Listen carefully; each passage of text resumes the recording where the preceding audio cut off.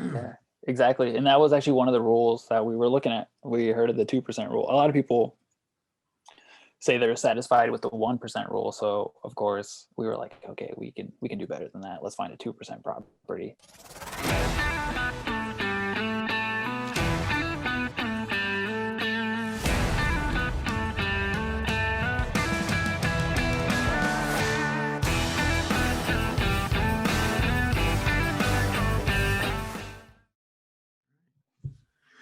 All right, welcome everybody. Today I am very excited to be joined by a fellow Dayton native, Dylan Richey, and you are going to be amazed by his story.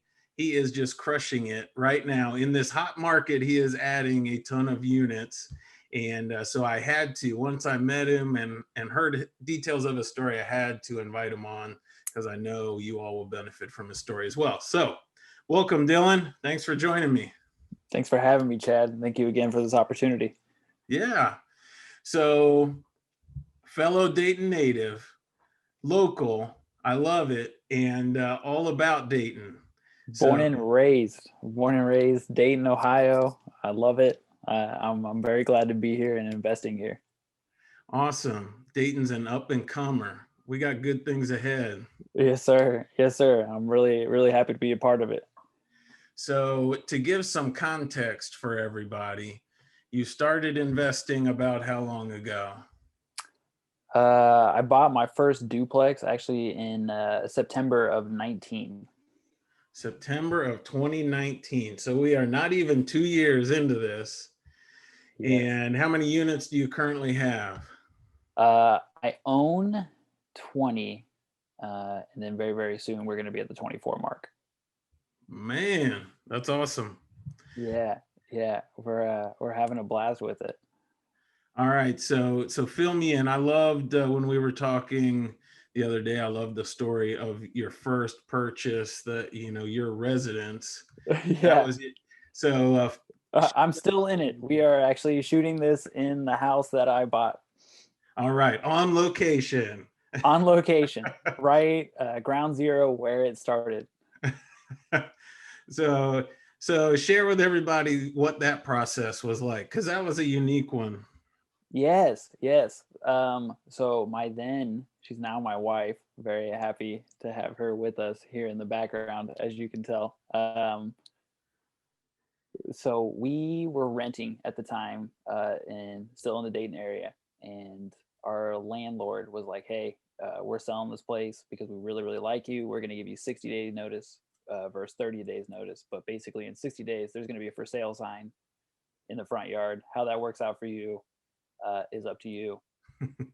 So we had this itch to get into real estate, and at that time, just like a lot of people, we were watching HGTV and all that other good stuff, and we're like, "Oh my gosh, like we can do this. We can flip houses. Let's buy a house. We'll live in it, and we'll renovate it all by ourselves, and then we'll flip it." And we were convinced we could do that in 90 days or less. Yeah. Yeah, every episode on HGTV, there's a little conflict in the middle, but it works out. There's big numbers at the end. Yeah, no doubt. So we did our homework. We actually, even before our landlord, essentially gave us that 60-day notice, we were looking to purchase.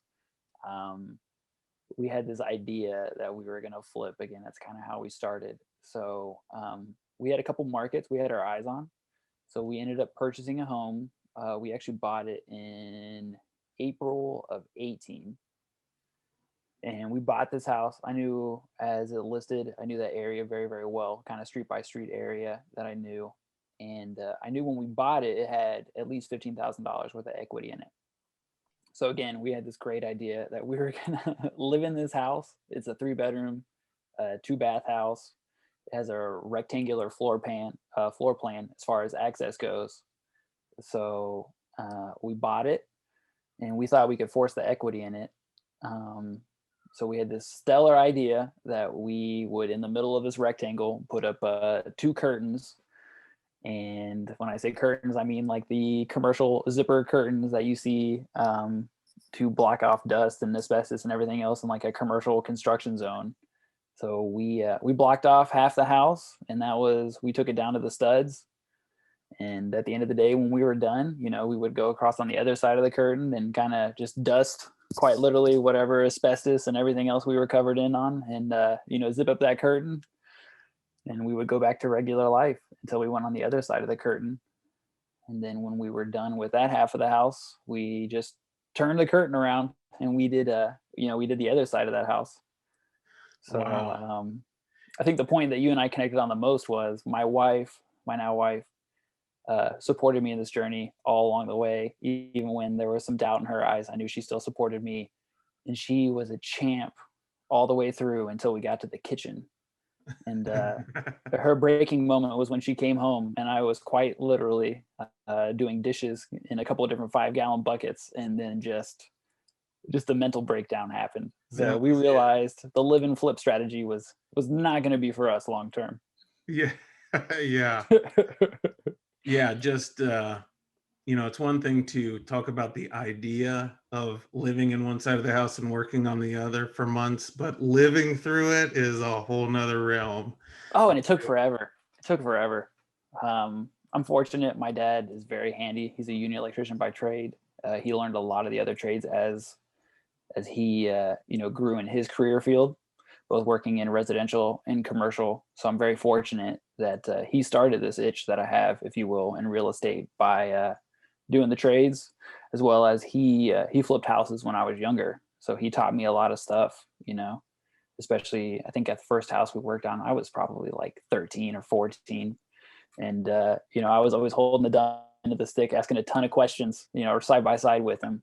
So, I had this itch, and I was like, okay, I can do this. 90 days, that's achievable. And as I shared, it took like 9 months. We're like, we're never doing this again. Not that way, at least. Your wife is a trooper, 9 months. Holy mackerel.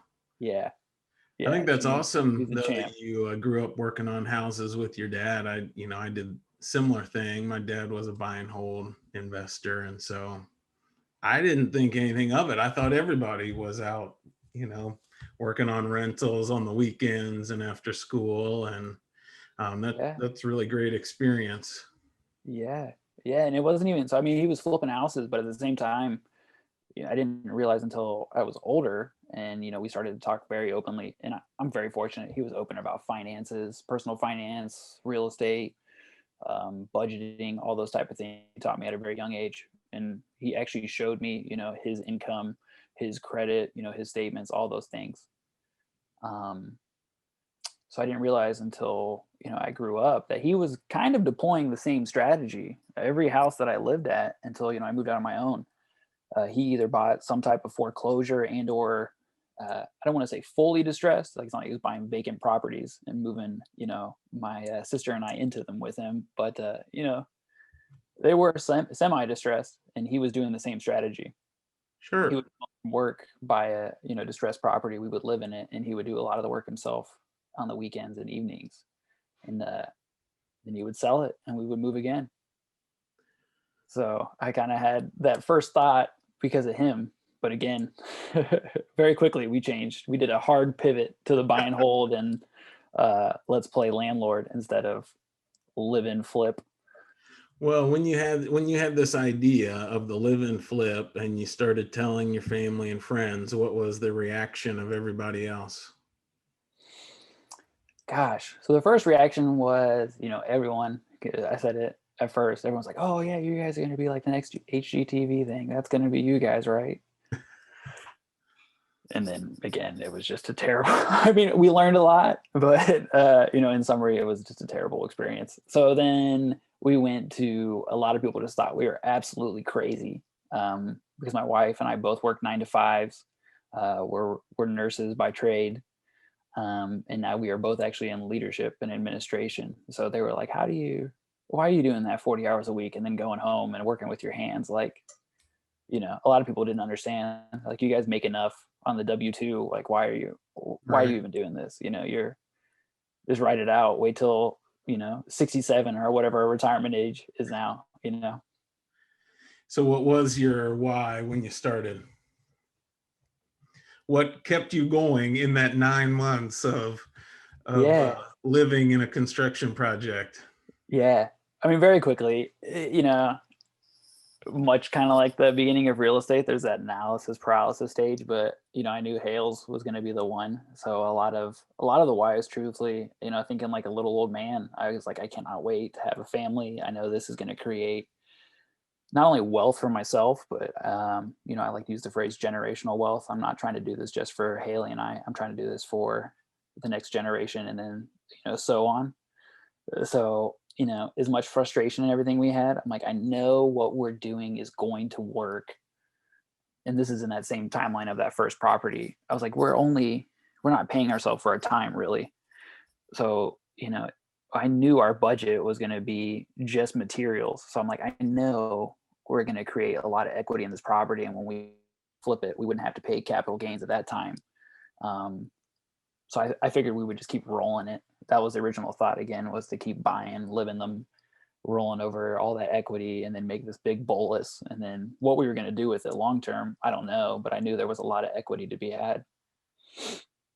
That's awesome. Just having that long-term perspective, understanding that the day-to-day, the short-term isn't pleasant, and Yeah. could be a lot better, but long-term it would all be worth it. Yeah. I knew no matter what, it was going to work out in our favor. It was just, how much time we wanted to sacrifice at that point. Yeah. So how did it work out with the first deal? Did you create that equity in your house? Was it worth it? I guess is really the question. From the flip standpoint, absolutely not. I love the phrase people say, fail forward. We took our lumps. We learned a ton. We did everything in this house ourselves except for the HVAC.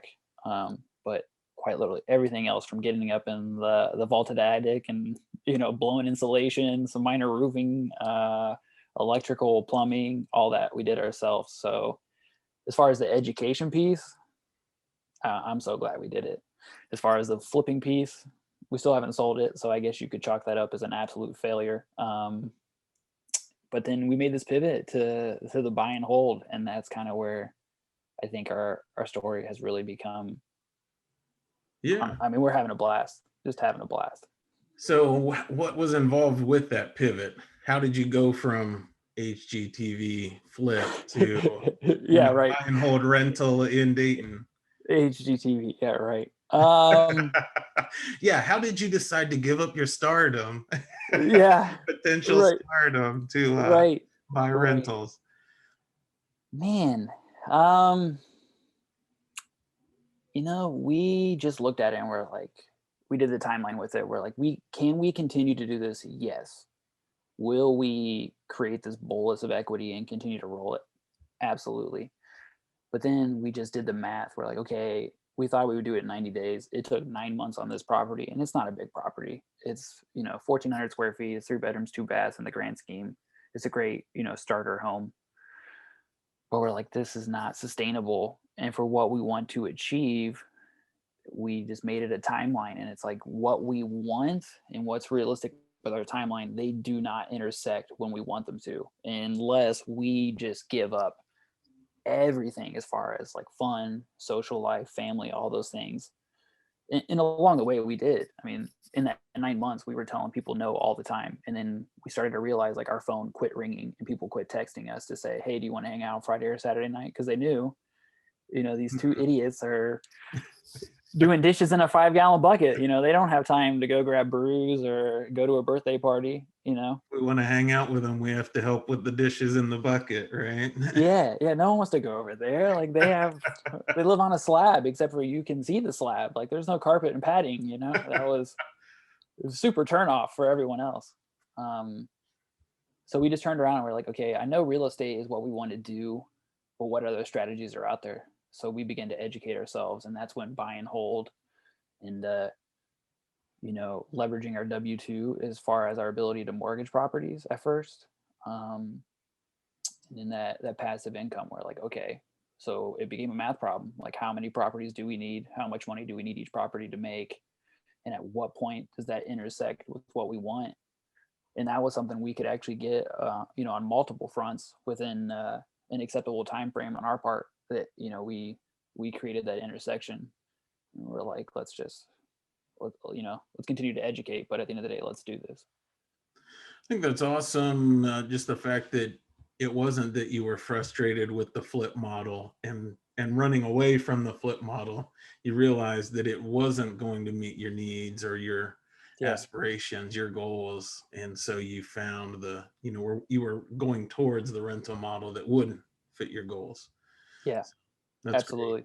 Absolutely. And again, major kudos to her because she supported me when I was like, hey, I know I sold you for years on like, we're going to do this live and flip thing and everything else, but let's kind of pivot. I don't want to call it like a hard pivot because we stayed underneath that, you know, real estate umbrella. But I was like, hey, let's just change strategies and let's accept it up front instead of, I mean, the alternative was we continue to do this thing. And then again, we give up years of time with family, friends, everything else, miss a lot of opportunities as far as once in a lifetime opportunities, and just sacrifice that for money. You know, that wasn't nearly as sexy as making that pivot and then also enjoying life. Awesome. That's huge. I mean, anybody should be inspired by that. The choice isn't whether to invest in rentals or whether to struggle with a flip. It was whether to pursue your dreams or whether to give up on them and settle, right? Yeah.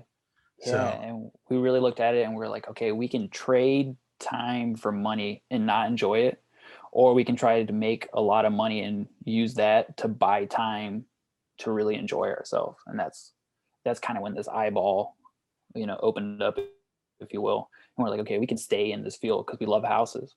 But then we can also enjoy it. That was really very important. awesome. So, what was the first rental deal like? How did you find it, fund it?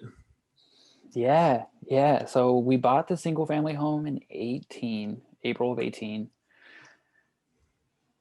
We got to, it was around Christmas time, and that's when we were done with this house. And right around that same time, we're like, okay, You so let's have make a this fit. dishwasher by this point, Yeah, right? we finally got a dishwasher. The 5 gallon buckets are in the garage where they have never been touched since then. You kind of walk by and our stomach just flips, even looking at them. 5 gallons of paint and mud just are not attractive. We skipped that aisle at Lowe's altogether. So we educated ourselves, and like a lot of people, we found like bigger pockets, started networking. There's a local meetup in the Dayton market pre-COVID that met monthly. So we started going to that, and really starting to talk to people, opened our eyes and heard real life examples, much like, you know, someone like yourself that's willing to take the time and, get to know someone that really was at the beginning, but seeing them at the tail end.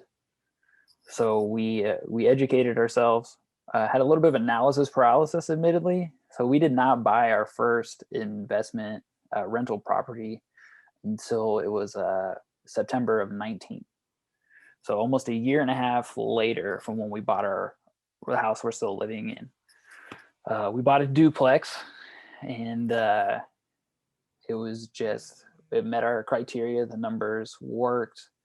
We found it on the MLS, actually with an agent. We bought it with a conventional loan. Again, unfortunate, we have very, very, very strong W-2. So as far as the financing piece, that wasn't overly difficult. You know, I mean, we did everything by the book as far as like buying a standard buying process. We had inspection contingencies, we had financing contingencies, all that stuff. I kind of digress. We ended up closing on that property in September of 19, and then we just waited again, kind of analysis paralysis again for a little bit, got our feet wet. Well, that's interesting that you got your first one in 2019 and it was on MLS. Just because a lot of people, a lot of investors had given up on MLS by then. So had it, had it been on there for a while? Did you bid low? What was the bidding process like? So we looked at, there's 2 zip codes that my wife and I started just to drive all the time. I mean, we know this area on a street by street area. Most of our properties are still in very same area. We're still to this day buying these same 2 zip codes. So we saw it hit the market. I got the automatic push notification from you know the portal that our real estate agent at the time set up, and we just happened to be free, and it was like 15 minutes away. So we're like, okay, I just got the notification. This thing just hit. Let's go drive by it. And it was in an area that we were familiar with. We ran the numbers, and we called, and we actually made a sight unseen offer for full asking at that time because we knew they had listed low. Duplexes in this area at that time were selling in like the $90,000 range, and they listed it for 70. And you could even kind of tell from the photos, even if they were hiding something, there really weren't anything major, big ticket items. So we weren't too scared on that front. So we made a full asking price offer contingent on a walkthrough, and that's how we actually bought our first one. Sight unseen. Wow. Sight unseen outside of the listing photos. Yeah. Yeah. Sure. Yeah. Contingent on the walkthrough, and we walked through that next day. So what was the, I don't know, listening, it's interesting that you had analysis paralysis for months and were struggling on pulling the trigger on the first deal. And then when you do pull the trigger, it's sight unseen, just like, yeah, Katie bar the doors, we're going for it. Yeah. I didn't share this. I think it's important to note at that time we were only strategizing 2 to 4 units. We were not looking at single family homes. So we felt very confident in this 2 zip code area on what either like side by side or up down duplexes, depending on if they were 2 bedrooms or 3 bedrooms. We weren't looking at one-ones at all.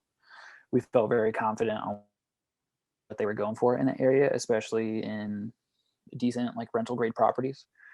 So just that combination of, we knew the numbers, we knew the area, and then truthfully a little bit of we had this pent up analysis paralysis frustration. So once this thing came across, and it like, I mean, as quick as we could, it checked all the boxes, including driving by that same evening.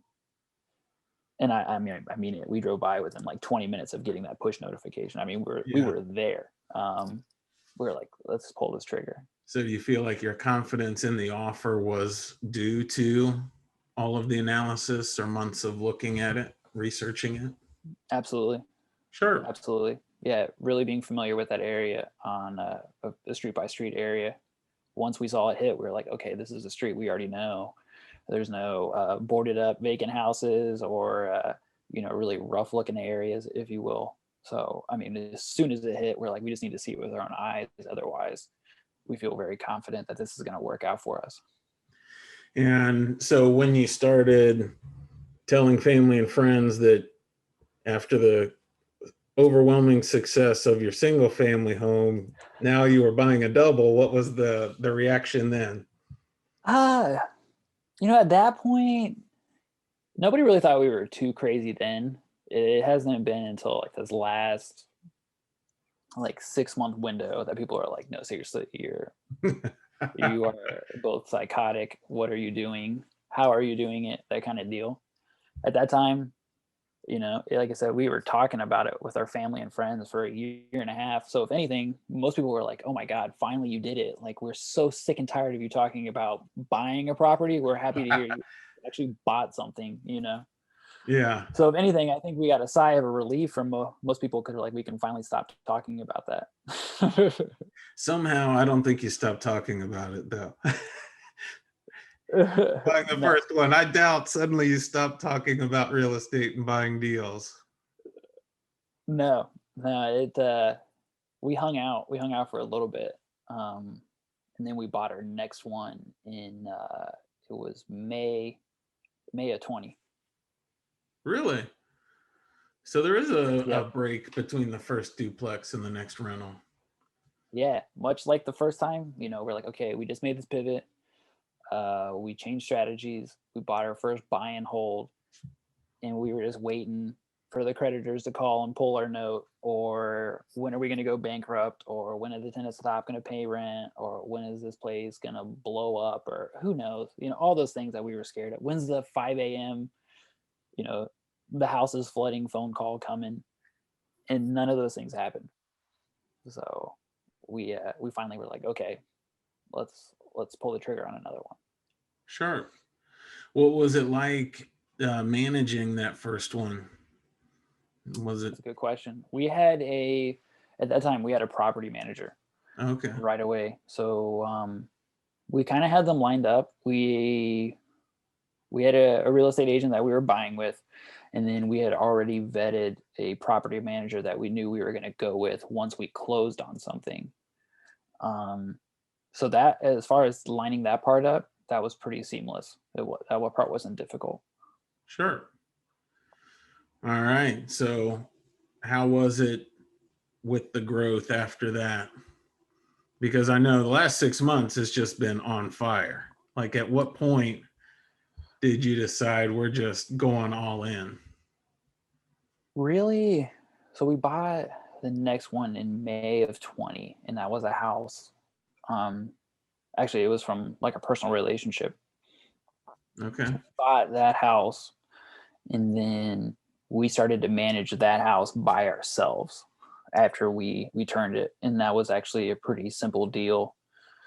We bought that house for $37,000. We ended up putting about 9 into it, and then we got it listed. We listed it on a Friday, and we had it rented by Monday.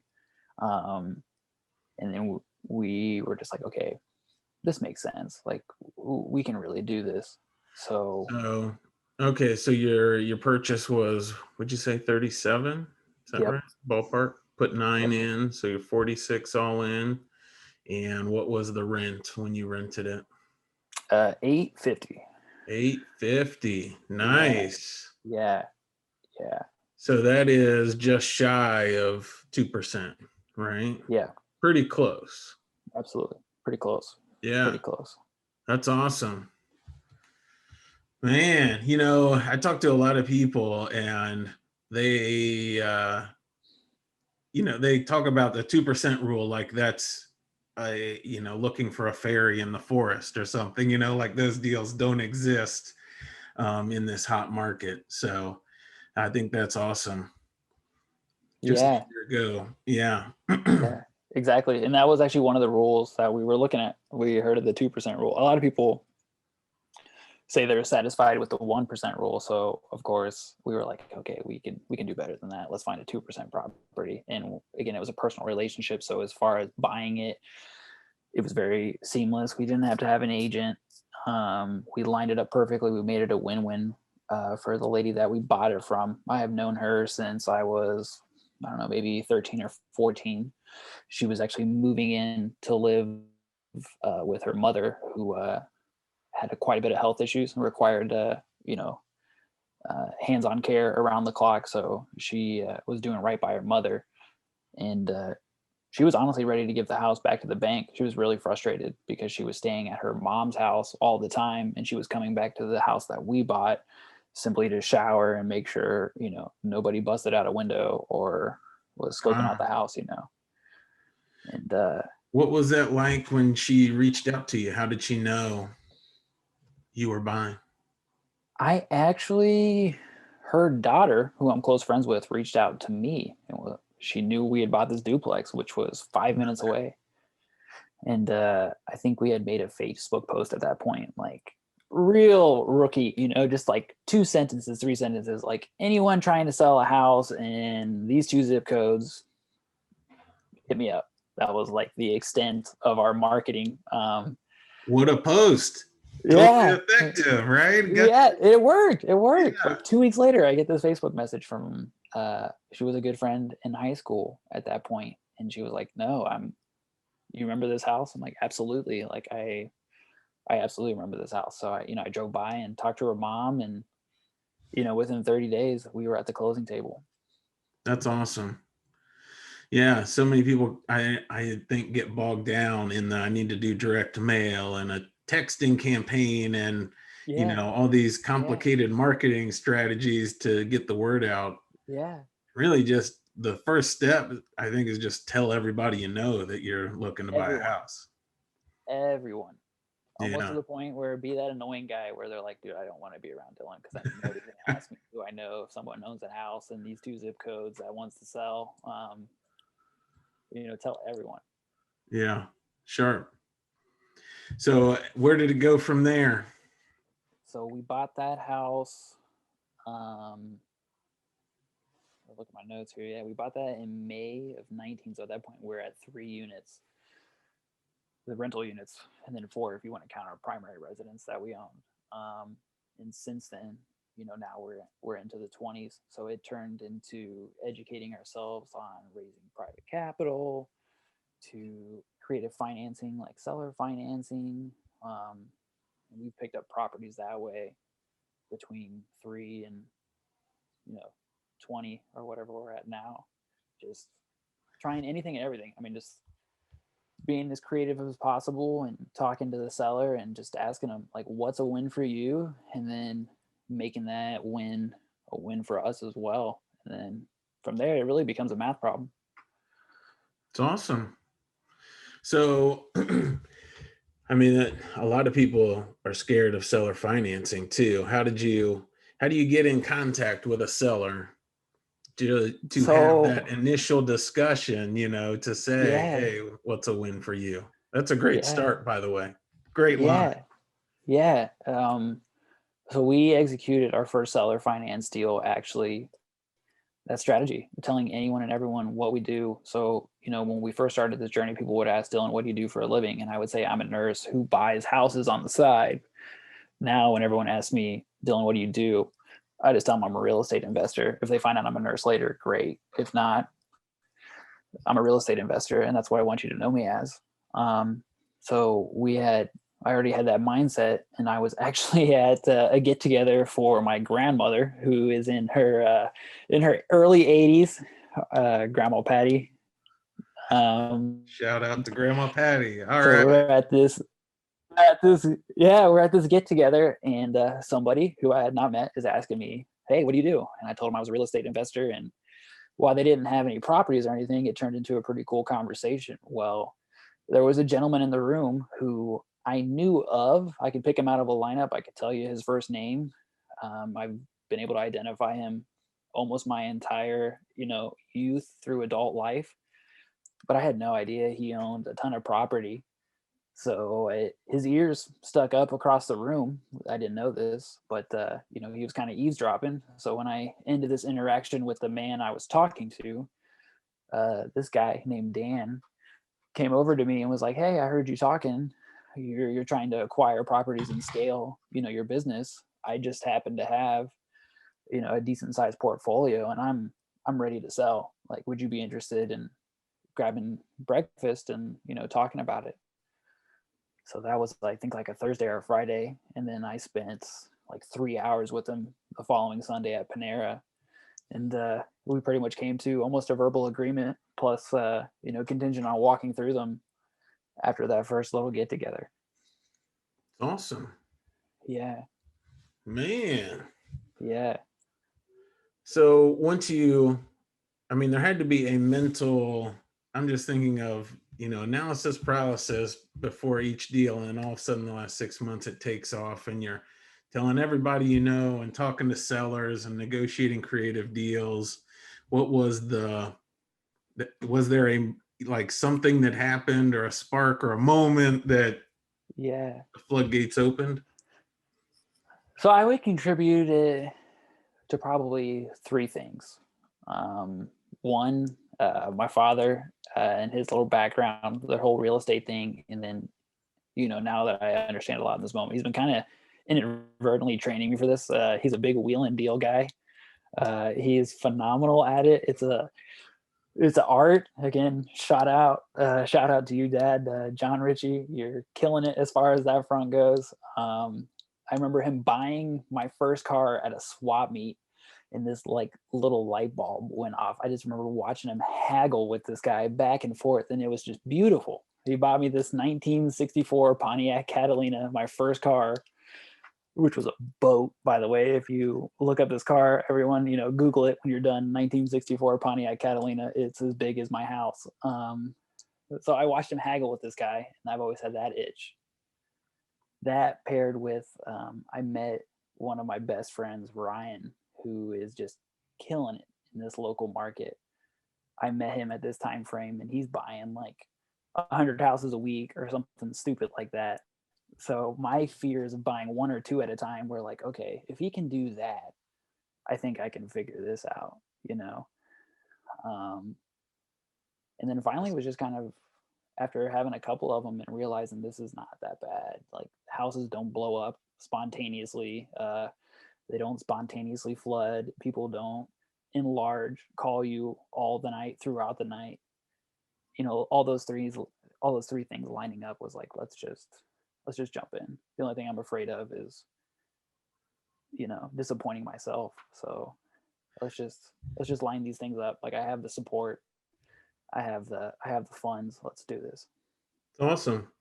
I love that you mentioning being around Ryan Ingram, who has been on the podcast twice talking about his getting his start and then switching to self-managing his rentals. And yeah, he is on 100%. fire, Him and always Will both. inspirational.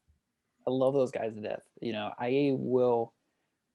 I'm not going to sit here and attribute everything I'm doing, you know, to them. At the end of the day, I had to execute. But truthfully, if it wasn't for those two guys, I can't confidently say I would be sitting exactly where I'm at. I think I would be on the same timeline, but both of them, both of them have been nothing but a huge support. And even though they're not from here, they have the same passion and belief in Dayton, you know, that you and I share, Chad, and they genuinely love this place.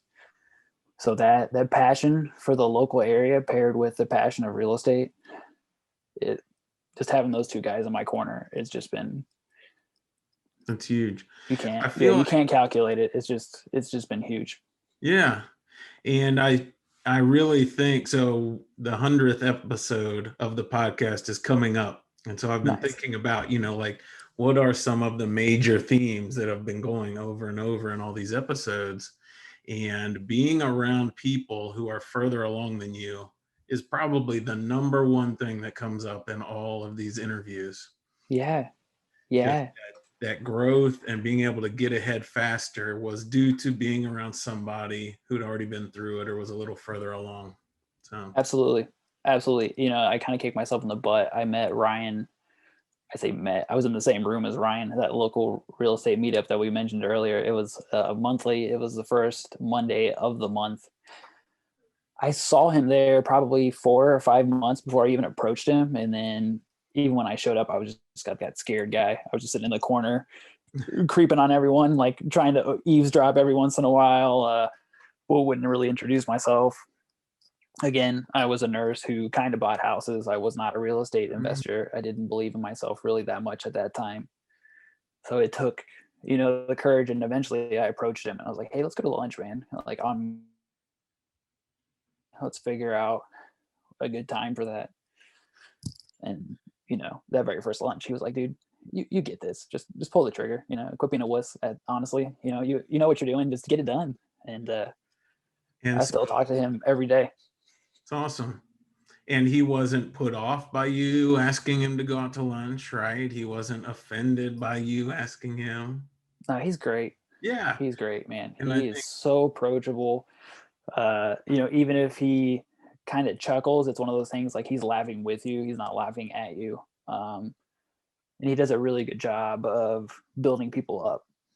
He really does, especially in the personal growth as well as real estate investing. He does a phenomenal job.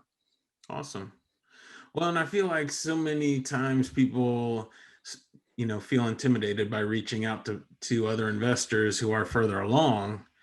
And in general, all the investors who I know who have achieved some level of success and have been investing for a while are happy to help.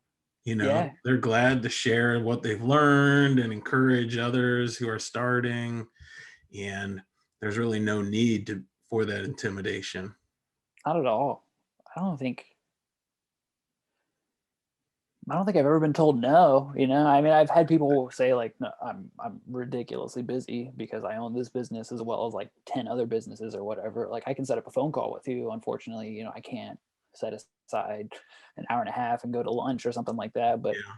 you know, whether it was texting or a phone call or something like that in our local market, I have not met anyone that was like, just blow me off. You know." Yeah, especially when they do a little bit of background and they realize, no, you're serious. sure. So I'm assuming you have 4 that you're close on closing. You're going to have 24 units. I'm assuming 24 units isn't the end. You have aspirations for going further, right? Yeah, absolutely. Absolutely. All right. So I started this journey. When I wrote this goal on my vision board, I was 27 at the time, and I was like, okay, I want to have 50 units by the time I'm 40. Um, I will turn 29 in November, and we're about halfway there. So I think we need to recalculate that goal. I think But so. yeah, there was definitely a goal in mind. We had 50 units. We knew what number we needed per door to make up, our income at the time, so that we could at least live exactly at how we live today without having to go to work. So what is your, like when your friends look at what you and your wife are doing and the way you're spending your weekends and evenings and continuing to hustle and go for more deals when you've achieved this level of success already, what is your why that keeps you going, that keeps you, pursuing it and pushing further ahead? Honestly, that generational wealth piece, I'm confident I'm gonna figure this out for my wife, my children, and I. I don't think we're ever gonna go without, or we're gonna go hungry, in short. But I really, really want to figure this out so that my kids and their kids can have something where we can really hand it down and make I think, for a buzz phrase, like a legacy with it. And the cool part is, I'm born and raised in this area. One of the 2 zip codes that we're talking about, I grew up in both of those zip codes. So the fact that they are one of the hottest real estate markets as far as rental properties go in this area, and depending on where you look at, Dayton, Ohio is listed, nationally in a lot of real estate rental metrics, if you will, popular rental metrics. So the fact that I grew up and I'm buying in this area, it just makes it so much cooler, because Dayton, if you're familiar with the area, while it's a great market, there's so many houses in that same area that I rode my bike by and they were boarded up or in terrible condition and are now boarded up. So to turn around and be targeting those properties and then making quite literally my home and my home place better, that just makes it even cooler, man. Like, that's why I say, when we're having a blast, like, that piece for me personally is really freaking cool. It's been really, really, really fun, especially Awesome. showing friends and family who grew up in this area. Like, remember that house we used to drive by? Like, not only do I own that damn thing, like, we made it phenomenal. Like, last time you saw it, there was no windows, or the roof looked like a meteor just went through it. Now it has shingles on it, and it doesn't have a skylight in it that's not meant to be a skylight. Open air skylight. Yeah. Yeah, All right. right. Right. If you were a real estate agent, you would list this one as like well aerated, Yeah. like that. Yeah. Plenty of natural light, right? Exactly.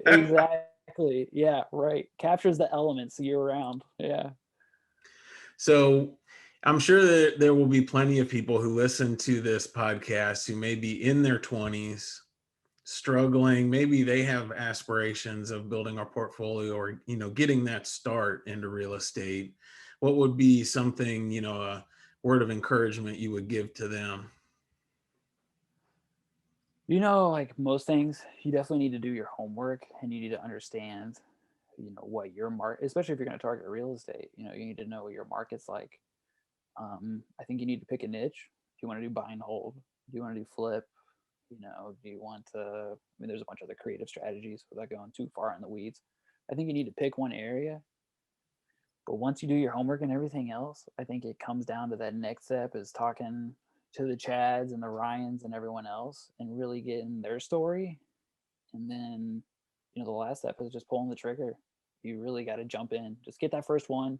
You can get your feet wet. It's totally okay to, drag your feet for a year and a half after that point, but at least pull that trigger on that first one And then from there, I think you build that self-confidence, and then it just becomes so much fun. So much fun. Awesome. Yeah, just keep taking one step after the other, keep pushing forward. Yeah. And no, if you're not around people investing, I think that's a great tip. Just get around others who are doing it, and Yeah. you start to feel more comfortable. You see other people doing these deals all the time. Yeah. So it's awesome. Absolutely. And that's why I think it's huge that Darren and his wife that started that monthly meetup. That was huge. That was huge. I mean, the people that I hang out with all the time and I spend all my time on the phone with, you know, if I did not meet them directly there, I met them through someone that went there. So even though it was once a month when I was getting my feet wet, just going there and being in that room, why I didn't talk to anyone and I was that weirdo for like a couple months, just being around those people and just absorbing what they were doing and how it works, seeing with my own eyes that, okay, yeah, I've read this in a book, but it's really as simple as two adults sitting down and talking and trying to figure out this math problem and genuinely making it a win-win for both parties. That's all this game is. How can you make it a win-win? Yeah, awesome. Yeah, you're not trying to get one over on somebody. You're not trying to take advantage of a bad situation. And you can absolutely, you can probably get a couple of those, but then the one of the most important parts of this, which we haven't really talked about, is your reputation and the fact that like your face is out there. Yeah, while Dayton houses so many thousand people, I don't know the metrics. At the end of the day, as far as like the real estate investing network, in the grand scheme, is really not that big. That's the truth. So Yeah. you will get a reputation for being this grimy, slimy, just looking to steal from someone else, and before you know it, there's not going to be that much out there for you. Yeah. And if somebody gets a reputation like that, it's really hard to get rid of that reputation. It is. It is. I have a lot of people hold close to their vest, like who their best contractor or who their best of something is, but ask anyone like, hey, who should I avoid? And everyone's just got a roster. I mean, it's like a scroll, like don't talk to this person, don't talk to that person. If you're looking for plumbing, not this guy, don't use this guy for electric. Those people, no one is afraid to share their name. Yeah, completely true. Yeah. Yeah. Uh, all right. Well, I really appreciate you taking the time to come on and share your story. And I know a lot of people are going to be really inspired by it. If people want to, keep in touch with you and follow along as you continue on your journey to build your legacy wealth, what's the best way for them to do that? Yeah, I guess I'll share my email with you, and then Facebook's a great way to get a hold of me. Come to that local meetup. I think they're actually going to start it back up again in April, if I'm not mistaken. I think It's so. Yeah, April's in person again. Yeah, so it's the first, I believe, unless they change the days. It's still the first Monday of the month. I don't know. We might have to share that one. I apologize. I am not readily caught up with that one, but I know there's a local meetup. The first or I'm second there every month. Yeah. Every We haven't met in a while. So yeah, forget if it's Yeah. the first or second, but yeah, Yeah. in Fairborn. So yeah. All right. Well, I really encourage anybody listening to reach out to Dylan on Facebook. Email him with any questions, or if you want to get in touch with him, or if you want to be in person with the man, then show up to the Fairborn group in April or anytime after. So again, Dylan, thank you very much for being on. Appreciate it. I mean, I want to say, man, thanks so much for this opportunity. This is so cool. So thank you again for this. Awesome. We'll talk to you soon. See you, man.